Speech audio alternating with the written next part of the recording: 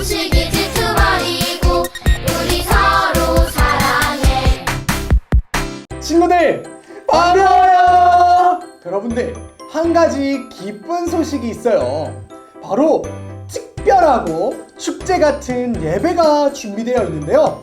그건 바로 드림스타 투게더! 역동적이고 신나는 찬양. 조용! 신나는 레크레이션! 모세야 감동적인 스킵 드라마와 은혜로운 말씀이 준비되어 있습니다. 여러분들 이 예배가 뭐라고요? 드림스타 투게더! 친구들, 영상으로 예배드렸던 친구들도 다음 주에는 꼭 나와서 함께 예배드렸으면 좋겠습니다. 그럼 다음 주에 만나요.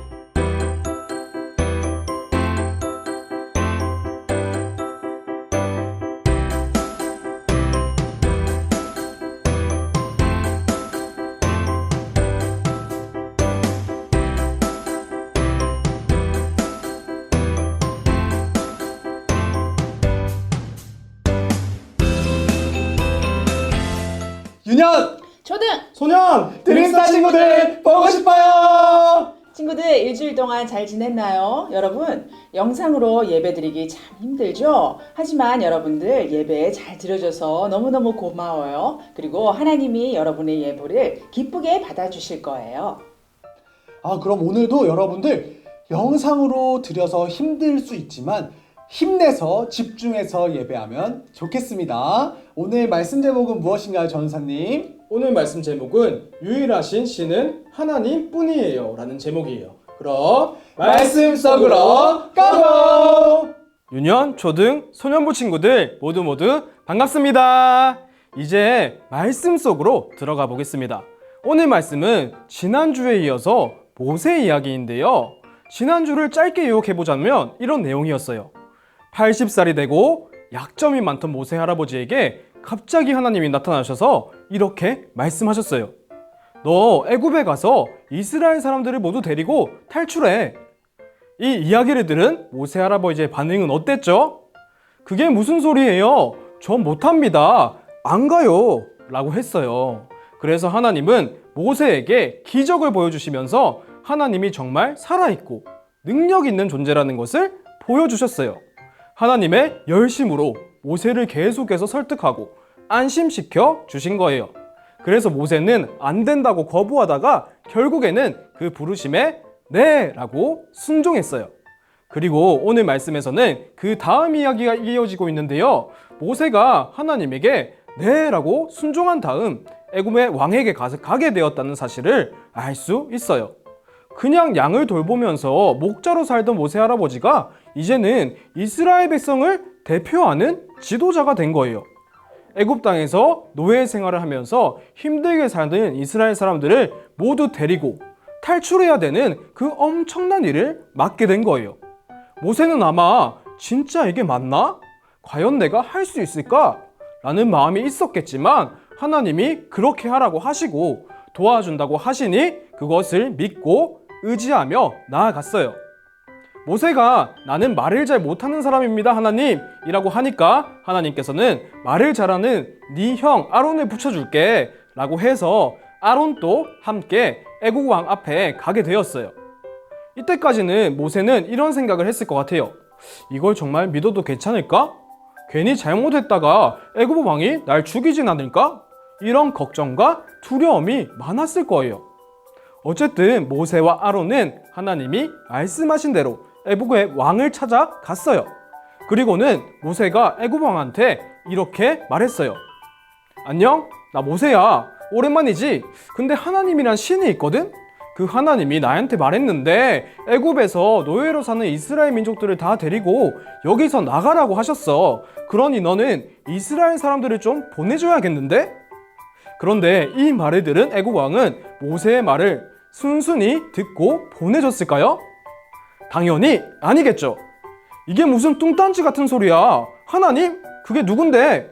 살다 보니 별 이상한 말도 다 듣네 라고 하면서 당연히 애굽 왕은 이스라엘 사람들을 보내주지 않았어요. 그런데 마음속에 뭔가 좀 찜찜한 거예요. 왜냐하면 자신을 찾아온 이 모세와 아론이 뭔가 심상치가 않은 거죠. 왜냐하면 평범한 사람이라면 행할 수 없는 놀라운 기적들을 보여줬거든요. 한 번은 그 지팡이를 던졌더니 그 지팡이가 뱀으로 변한 거예요. 그걸 보고 신기했겠죠? 그런데 딱 거기까지였어요. 애국 왕은 그것에 크게 개의치 않았어요. 그냥 얘들이 마술을 좀 부릴 줄 아는구나 정도로만 생각하고 모세와 아론의 말을 듣지 않았어요. 그래서 이스라엘 사람들을 순순히 보내주지 않았는데요. 이때부터 애굽에는 엄청난 사건들이 일어나는데 바로 너무너무 유명한 이야기죠. 애굽의 10가지 재앙이 시작됩니다.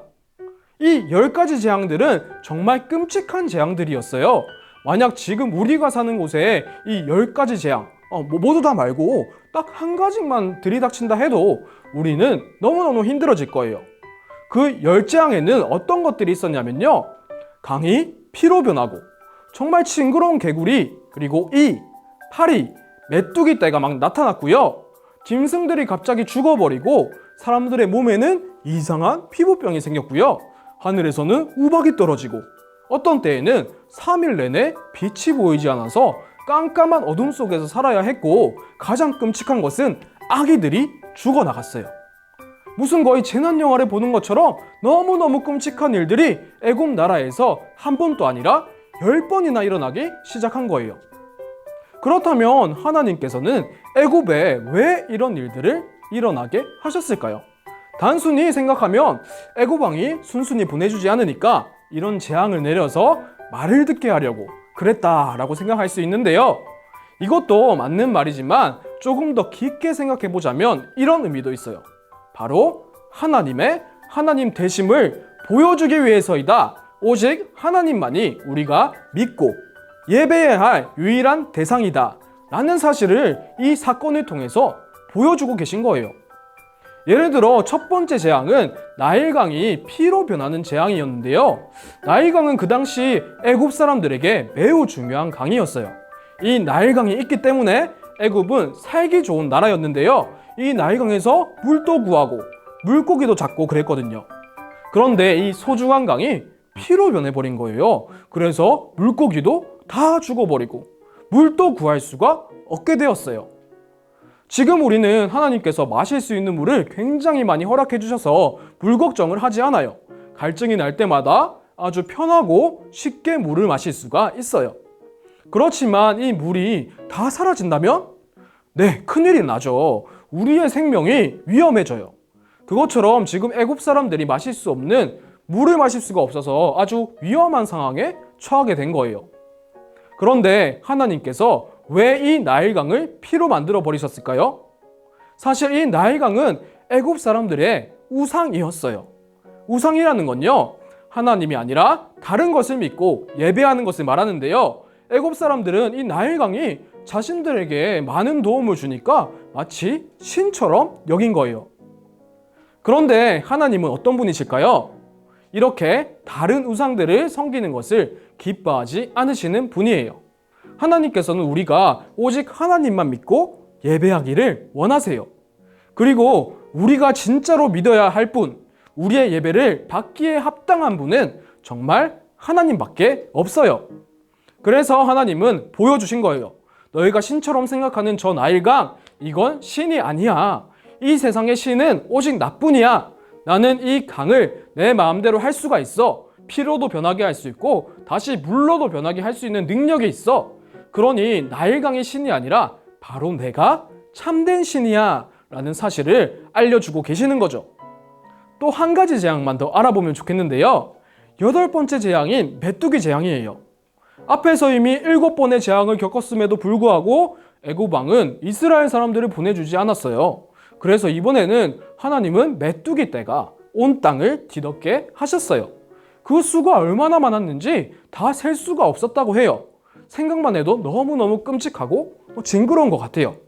그리고 이 많은 메뚜기들이 모든 곡식과 열매들, 채소들을 다 먹어버린 거예요. 그래서 사람들은 아무것도 먹지 못하고 굶게 되었어요. 이렇게 하나님이 끔찍한 메뚜기 재앙을 내리신 것도 이유가 있었는데요. 바로 애굽 사람들이 땅에 신이 있다고 생각하고 그 신을 섬기고 있었거든요. 하나님은 그 땅의 신이라는 존재가 거짓된 신이라는 것을 알려주기 위한 것이었어요.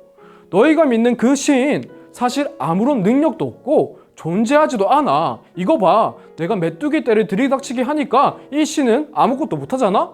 그러니 너희가 믿고 있고 그 신들, 애굽의 신들, 그건 다 실제로 존재하지 않는 신들이야. 오직 나만이 실제로 존재하는 참된 신이야 라고 알려주시는 거죠. 애굽 사람들이 섬기고 있던 많은 우상들과 달리 하나님은 진짜 살아있는 분이시다, 능력 있는 분이시다 라는 사실을 계속해서 보여주고 있는 거예요.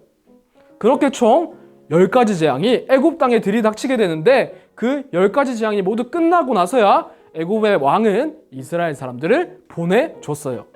그래서 모세와 아론은 이 이스라엘 사람들을 모두 데리고 애굽을 탈출하게 돼요. 하나님이 갑자기 80살이 된 모세 할아버지를 부르셔서 처음 이런 이야기를 할 때는 정말 말도 안 되는 일 같았지만 진짜 하나님이 말씀하신 대로 이스라엘 사람들이 애굽에서 탈출하게 된 거예요. 이렇게 하나님은 자신이 말씀하시는 것을 무조건 지키시고 책임지는 분이라는 사실을 우리가 알 수 있어요. 이 10가지 재앙을 경험한 모세는 이 놀라운 일들을 보면서 어떤 생각이 들었을까요? 처음에는 긴가민가하고 이거 괜찮을까? 혹시 잘못해서 애굽 왕이 날 죽이진 않을까? 두렵고 걱정했을 거예요. 그렇지만 하나님을 믿고 의지하면서 나아갔죠. 여기서 만약 하나님께서 단 한순간만이라도 모세를 도와주지 않고 재앙을 내리지 않았다면 모세는 어떻게 되었을지 모를 거예요. 하지만 하나님은 계속해서 모세와 함께 하셨고 약속하신 것을 정말 지키셨고 도움이 필요한 순간마다 모세를 도와주셨어요. 그렇게 처음에는 정말 말도 안 되는 것처럼 보였던 이 일, 이스라엘 백성들이 애굽을 탈출하는 일이 실제로 일어나게 된 거죠. 이 사건을 통해 모세는 어떻게 되었냐면 하나님에 대한 믿음이 더욱 커지고 단단해졌어요. 진짜 하나님만이 참된 신이구나, 내가 믿고 예배해야 할 분이 정말 맞구나 라는 사실을 깨닫게 되었어요.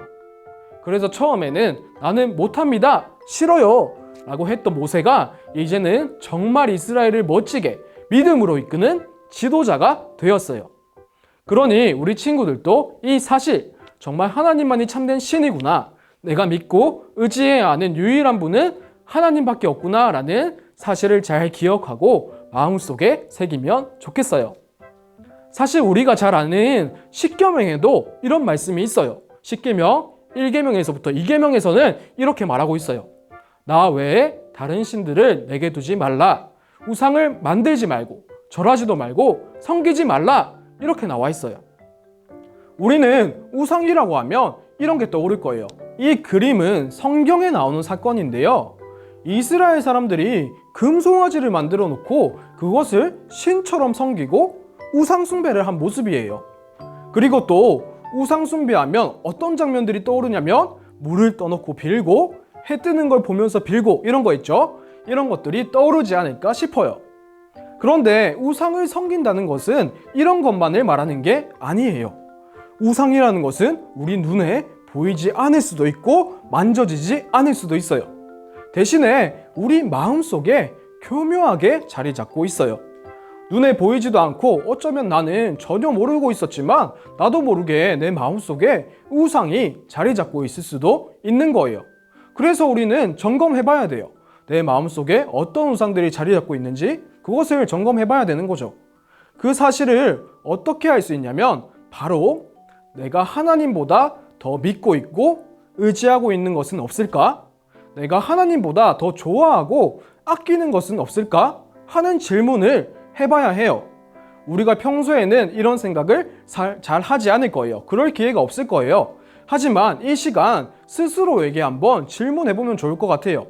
한번 같이 지금 생각해보면 좋겠는데요. 지금 한번 다 같이 떠올려 봅시다. 무엇을 떠올려 보냐면 내가 가장 좋아하고 아끼는 그 3가지 탑3를 순위를 지금 한번 매겨보면 좋겠어요.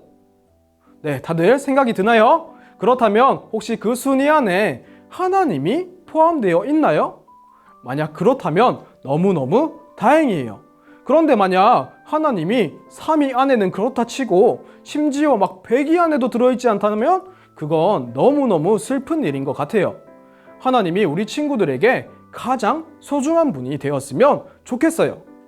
마지막으로 모세는 이렇게 하나님은 진짜 살아계시는구나, 애굽의 신들은 다 가짜였고 오직 하나님만이 참된 신이구나를 깨닫고 이제는 하나님 못난 사람이라서 못해요 라고 하던 모습에서 하나님을 전적으로 믿고 의지하는 모습으로 변화되었어요. 이 열재앙이라는 경험을 통해서 모세의 믿음이 더욱 자라나고 단단해진 거예요. 그래서 모세는 애굽의 군대들이 쫓아오고 홍해가 자신들을 가로막고 있을 때 이스라엘 백성들이 모두 모세를 향해서 원망할 때도 너희는 두려워하지 말고 좀 잠잠히 있어봐.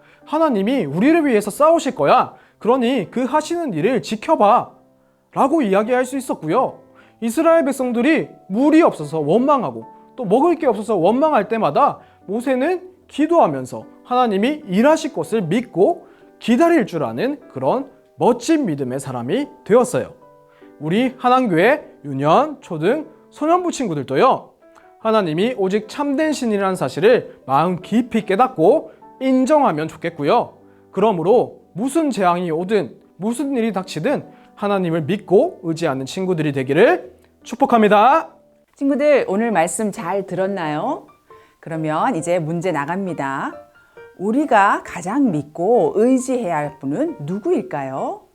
정답을 적어서 인증샷을 찍은 다음에 많이 보내주세요.